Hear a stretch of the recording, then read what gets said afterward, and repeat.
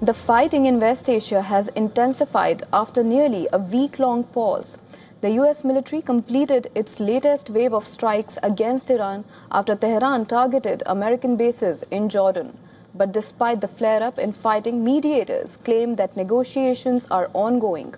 The US Central Command said the attacks were in response to attempted Iranian attacks on US forces based in West Asia.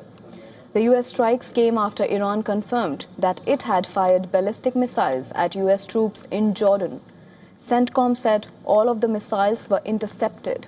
US bases in Jordan have become primary Iranian targets. Iranian media reported strikes around Kashmir Island and Abdan city. Areas around several cities in Khuzestan province, including Abdan, were struck. Iranian state media released footage claiming to show people clearing rubble and searching for victims at a residential building in Kashmir Island after US carried out fresh strikes in Iran.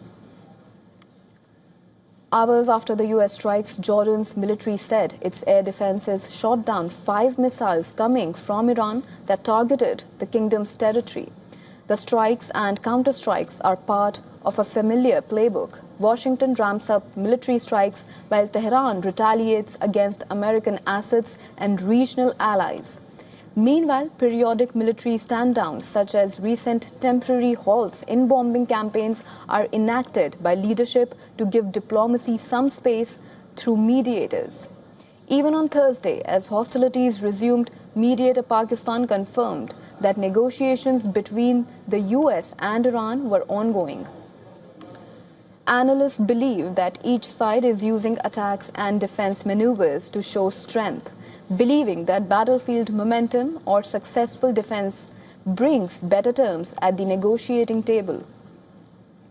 US uses strikes to force concessions from Iran, while Tehran must retaliate to show that it still has enough military prowess left to force its demands.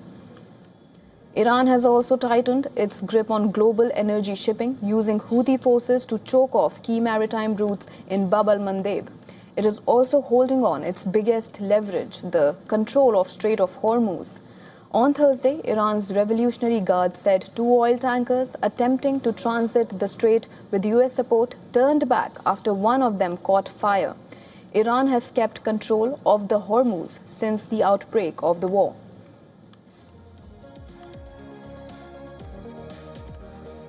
We earlier spoke to Professor Chuck Freilich, former Deputy National Security Advisor of Israel and professor at Columbia University. Listen in. Jordan, Saudi Arabia, Kuwait, they've even attacked Qatar, the country which is leading the negotiations. The Iranians are trying to take what they believe is a victory in the war and to turn it into a vehicle for regional domination.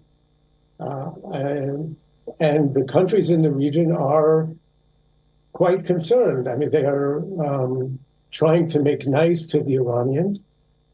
I think we have to be very, very concerned by this, because if Iran can allow itself to behave as extremely aggressively as it is today, imagine how it may allow itself to behave if and when it goes nuclear.